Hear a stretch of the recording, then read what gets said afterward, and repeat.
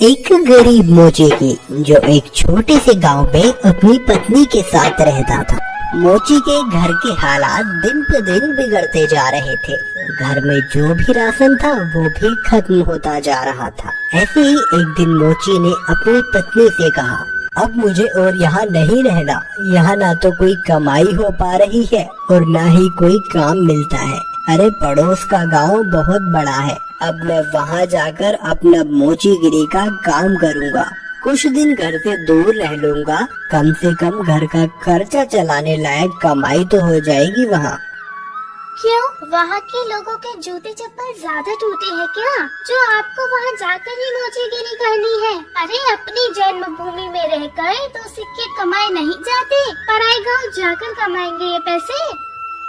अगले दिन सुबह सुबह मोची चुपचाप अपने जूते चप्पल ठीक करने का सामान उठाकर दूसरे गांव की ओर निकल पड़ा। दोपहर होने तक वह पड़ोस के गांव माहुलबनी में पहुंच गया। हारा थका मोची जब माहुलबनी के बाजार में पहुंचा तो हैरान रह गया, क्योंकि वहां तो पहले से ही काफी मोची अपनी दुकान लगाए बैठे थे। अरे यहाँ तो पहले से ही इतने मोची अपनी दुकान लगाए बैठे हैं। ऐसे में मुझ अनजान मोची के पास ग्राहक कैसे आएगा? लगता है यहाँ से भी खाली हाथ ही जाना पड़ेगा मुझे। नहीं, खाली हाथ घर भी तो नहीं जा सकता। तभी मोची को ग्राहकों को अपने पास बुलाने की एक युक्ति सूझी।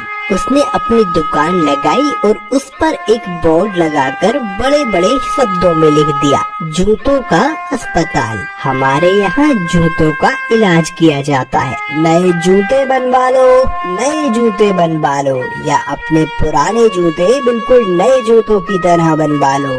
लोगों ने जब ये सब देखा तो उन्हें कुछ नया देखने को मिला। नए जूते बनवा लो, नए जूते बनवा लो, या अपने पुराने जूते बिल्कुल नए जूतों की तरह बनवा लो।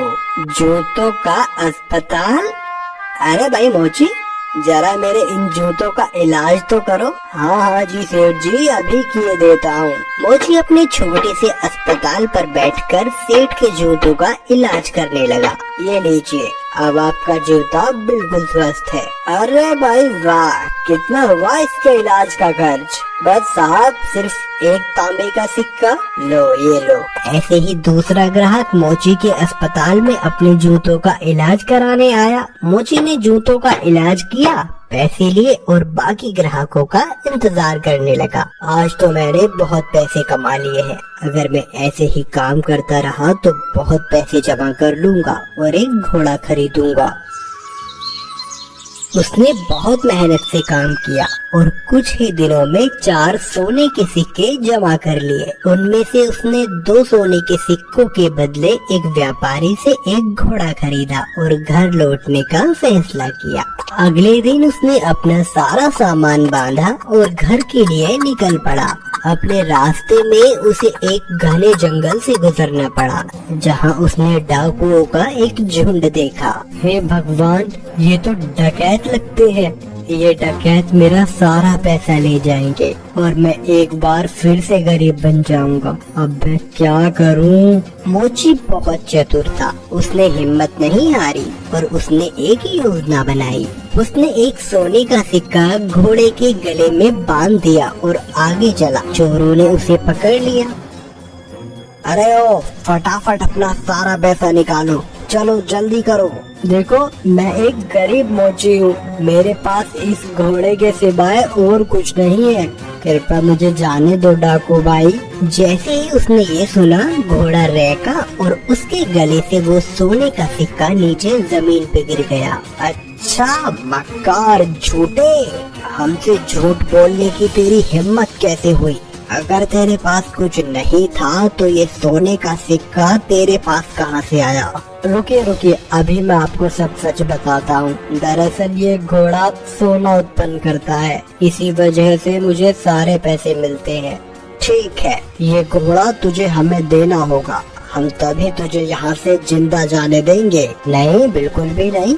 अगर मैं इसे तुम्हें दे दूंगा तो मेरे पास कुछ भी नहीं बचेगा। चलो, हम तुम्हें इसके बदले 50 सोने के सिक्के देंगे। ठीक है, पर एक बात का ध्यान रखना कि बारी बारी से अपने साथ इस घोड़े को रखना, वरना आखिर में तुम सब पैसे के लिए लड़ते ही रह जाओगे। मोची ने घोड़ा बेच दिया और घर लौट आया। वो बहुत खुश था कि उसे सोने के सिक्के मिले थे। इस पैसे से उसने अपने ही गांव में थोड़ी सी जमीन खरीदी।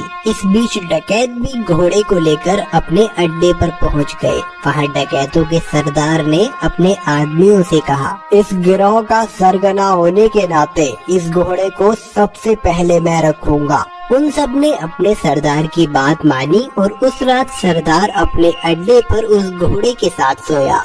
अगली सुबह जब वो उठा तो उसने देखा कि वहाँ अस्तबल में कुछ भी नहीं था। उसने पूरा अस्तबल सही से देखा पर उसे कुछ नहीं मिला। वो जान गया कि इस मोची ने उसे बेवकूफ बनाया है। इस बीच एक और डकैत वहाँ आया।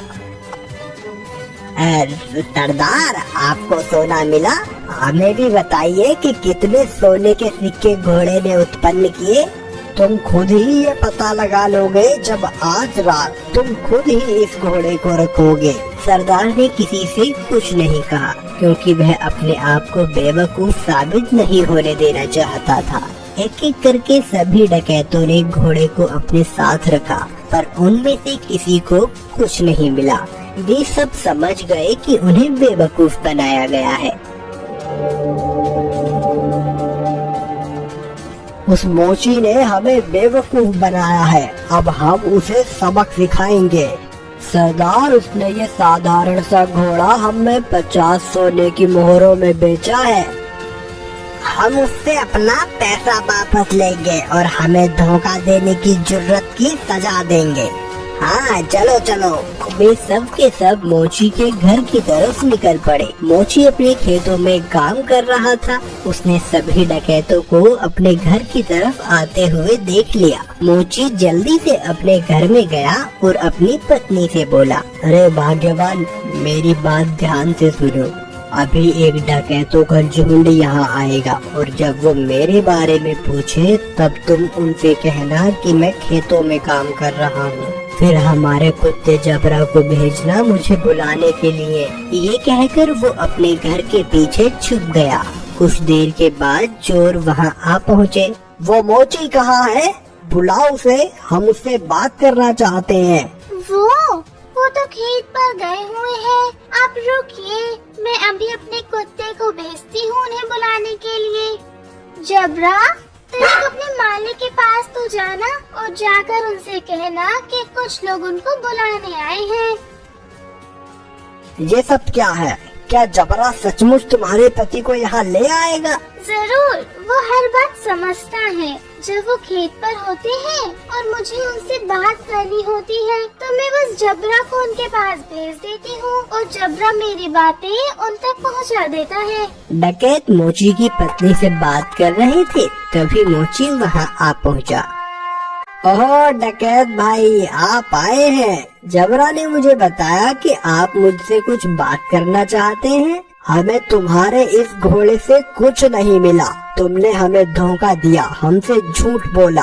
अरे आप कैसी बात कर रहे हैं? मुझे लगता है आपको कुछ तो गलतफहमी हुई है। आज जो कुछ भी मेरे पास है सब कुछ उस घोड़े की बदौलत ही है। अच्छा चलो ठीक है, हम तुम पर एक बार और विश्वास करते हैं, पर उसके बदले तुम्हें हमें ये कुत्ता भी बेचना होगा। अरे नहीं, बिल्कुल भी नहीं, मैं इस कुत्ते को तुम्हें नहीं बेच सकता। अरे चलो, हम इसके लिए तुम्हें 40 सोने के सिक्के देंगे। थोड़ा इनकार करने के बाद मोची सहमत हो गया कुत्ता बेचने के लिए। चोरों ने जबरा को लिया और चले गए। जब सभी डकैत अपने अड्डे पर पहुँचे तो सरदार ने ऐलान किया कि वो पहला होगा जो कुत्ते को अपने पास रखेगा। बाकी डकैतों ने उसकी आज्ञा मानी और चले गए। सरदार ने अपने बेटे श्याम को बुलाया। सुनो श्याम, मैं अब काम पर जा रहा हूँ। अगर मेरी जरूरत पड़े तो इस कुत्ते को मुझे बुलाने के लिए भेज देना। जैसा आप कहो पिताजी। कुछ देर बाद एक डकैत को अपने सरदार से एक काम आन पड़ा। उसने श्याम के पास आकर सरदार को बुलाने के लिए कहा, आप रुकिए, मैं तुरंत उन्हें बुलावा भेजता हूँ। जबरा, जा और जाकर पिताजी से कहना कि कोई वहाँ आया है उनसे मिलने। जबरा सरदार के अड्डे से भागा और बजाय सरदार के पास जाने के वो सीधा मोची के पास गया। जब सरदार घर वापस आया तब उसने देखा कि जबरा वहाँ नहीं था। वो जान गया कि जबरा जरूर अपने मालिक के पास गया होगा, तो वह अकेला फिर से मोची के घर गया। सुनो, क्या जबरा तुम्हारे पास आया हुआ है? हाँ, वो यहाँ आया है। मेरे ख्याल से उसे जरूर मेरी याद आ रही होगी। मेरी मानिए तो उसे थोड़ा सा समय दीजिए, अंत में वो आपको अपना मालिक स्वीकार करने ही लगेगा। सरदार जबरा को वापस ले गया और उसने अगले दिन उसे अपने साथी को दे दिया। जबरा सारे डकैतों के साथ एक एक करके रहा, पर वह हर दिन मोची के पास वापस लौट आता। सबने ये जान लिया कि एक बार फिर से मोची ने उनका बेवकूफ बनाया है। उन सब ने विचार विमर्श किया। इस बार हम बेवकूफ नहीं बनेंगे, मैं उस मोची को अब सबक सिखाऊंगा। इस बार सारे डकैत मोची के घर पहुँचे। उन्होंने मोची की एक न सुनी और मोची को एक बोरे में डाला और उसे लेकर वहाँ से चल दिए उसे सबक सिखाने के लिए। मोची चुपचाप बोरे में पड़ा रहा। रास्ते में वे सब एक मंदिर के पास से गुजरे, तभी एक डकैत ने कहा, सरदार, गर्मी बहुत ज्यादा है, क्यों ना कुछ देर यहीं आराम किया जाए।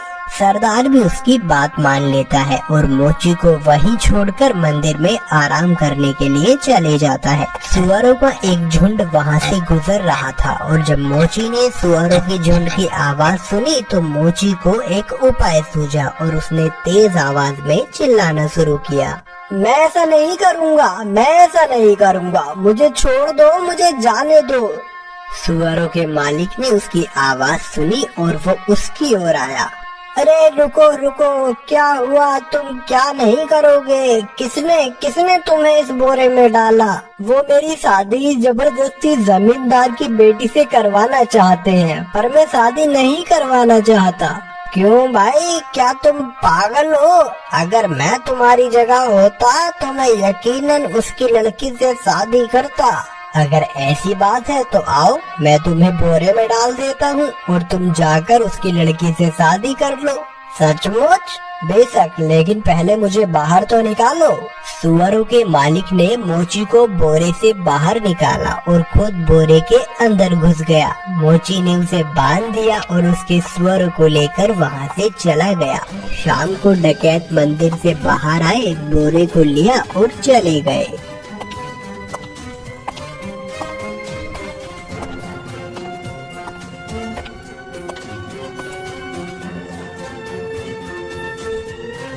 क्यों ना इस मोची को हम यहाँ इस कीचड़ में फेंक दें, ये इसे अच्छा सबक मिल जाएगा।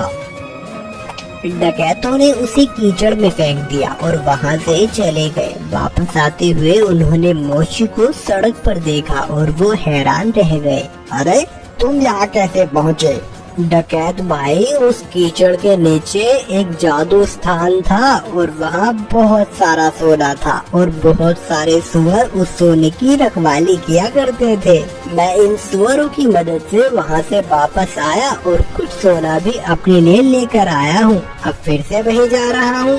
अरे सुनो, हमें तुम उस जादुई स्थान पर ले चलो और खबरदार, तुम वहाँ रखे सोने को अब हाथ भी नहीं लगाओगे।